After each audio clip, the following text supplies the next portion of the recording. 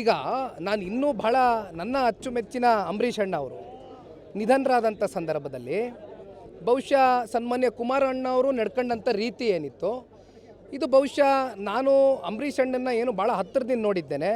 ಕುಮಾರಣ್ಣ ಅವರು ಮತ್ತು ಅವರ ಒಂದು ಸಂಬಂಧ ಮತ್ತು ಅವರ ಬಾಂಧವ್ಯ ಏನಿತ್ತು ಅದು ಇಂದಿನಿಂದ ಅಲ್ಲ.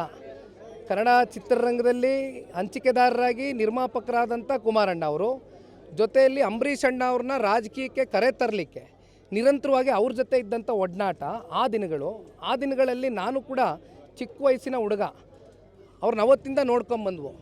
ಕೊನೆಗೆ ಅವರು ನಮ್ಮನ್ನು ಬಿಟ್ಟೋದಂಥ ಸಂದರ್ಭದಲ್ಲಿ ಸನ್ಮಾನ್ಯ ಕುಮಾರಣ್ಣ ಅವರು 2ನೇ ಬಾರಿ ಮುಖ್ಯಮಂತ್ರಿಗಳಾಗಿದ್ದರು. ಆಗ ಅವ್ರಿಗೆ ಅರ್ಪಿಸಿದಂಥ ಗೌರವ ಅದೇ ಡಾಕ್ಟರ್ ವಿಷ್ಣುವರ್ಧನ್ರವರು. ಅವರು ನಮ್ಮನ್ನು ಅಗಲೋದಂಥ ಸಂದರ್ಭದಲ್ಲಿ ಸರ್ಕಾರಗಳು ಯಾವ ರೀತಿ ಗೌರವ ಅರ್ಪಿಸಿದ್ರು? ಯಾಕೆ ಅವ್ರಿಗೆ ಯಾಕೆ ಸ್ಮಾರಕ ಕೊಡಬಾರ್ದಾಗಿತ್ತು? ನಾವೇನು ಬೇಡ ಅಂದಿದ್ವಾ?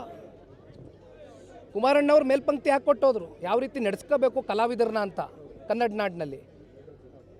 ಇದನ್ನೇ ಮಾಡ್ಬೋದಾಗಿತ್ತಲ್ಲ ಮುಂಬಂತ ಸರ್ಕಾರಗಳಲ್ಲಿ. ಅದೆಂಥದೋ ಫ್ಯಾನ್ ವಾರು ಗೀನ್ ವಾರು ಅನ್ನೋದಕ್ಕೆ ಯಾರಪ್ಪ ಸೃಷ್ಟಿ ಮಾಡಿರೋದು? ಗೌರವ ಕೊಡೋದೇ ತಪ್ಪ?